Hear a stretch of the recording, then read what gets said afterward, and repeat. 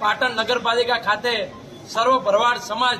આજે આવેદનપત્ર માટે નગરપાલિકાની અંદર આવેલા હતા અને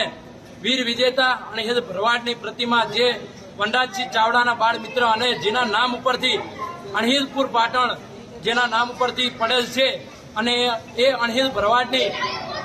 પ્રતિમા ના હોય એ આપણા માટે ખૂબ જ દુઃખ જેવી વાત છે। એ માટે સરકારશ્રીને તથા નગરપાલિકામાં આજે અમે આવેદનપત્ર આપ્યું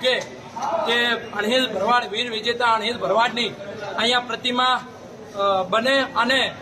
આ પાટણનો ઇતિહાસ કાયમી માટે ઉજાગર રહે એવી અમારી સર્વેની માંગ છે। તો